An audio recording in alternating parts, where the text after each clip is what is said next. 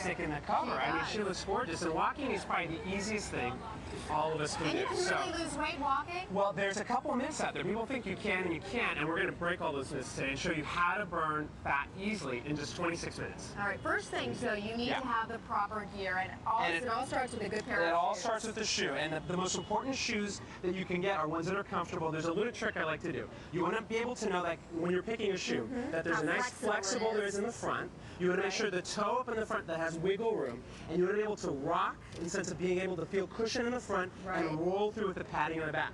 Now this shoe is a new one that's out. It's really kind of cool. It's the 180 Nike. It has this air cushioning in the back, but the thing that makes it extra cool, it has this little magic sensor.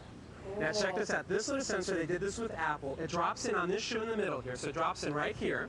And once it's in here, it talks to the little nano. And there's a little voice in there that'll tell you how many calories you've burned, what's your distance, what your time is. So it's like having a coach in your pocket. And it's wireless. And you can have all your iTunes in there and you have your music, so it makes it fun. Yep, and then of course we had other shoes that have the gel technology. So it's basically air technology or gel. And it's a preference that people like. Some people with more narrow feet like the gel. I prefer the air, but it's up to whatever you enjoy. All right. So that's shoes. Let's move on to our clothing, because it's equally as important, and lightweight clothing, especially this time of year. Yep. The most important thing when you're looking at clothing, when you're going to go out and walk or even run, is cotton. You want things that are going to absorb the sweat. Nice My favorite cotton out there is Pima cotton. Pima cotton is extra soft and extra strong and makes it even easier to do. So, and then the last tip I have is water. Water is key, hydration. Now there's a lot of waters out there that now have electrolytes in them, and with the electrolytes they absorb better. There's Smart Water, there's Propel, they're all wonderful waters that'll keep you hydrated through your walk.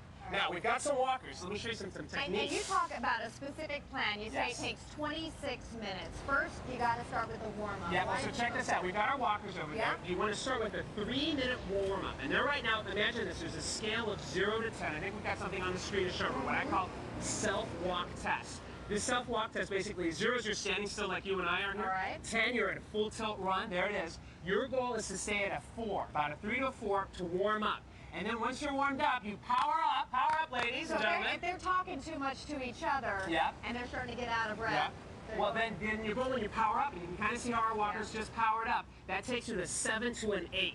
And that's your goal. That's where you're burning fat. Now, if you go past that and you do like a run, a really fast run, you become anaerobic, which means out of oxygen, and you don't burn enough fat at the same time as you're consuming oxygen. To yourself. So that's the key. And then there's one secret. Are you ready for the big secret? What's the big secret? Here it is. Timing. I'm a big believer that timing is everything.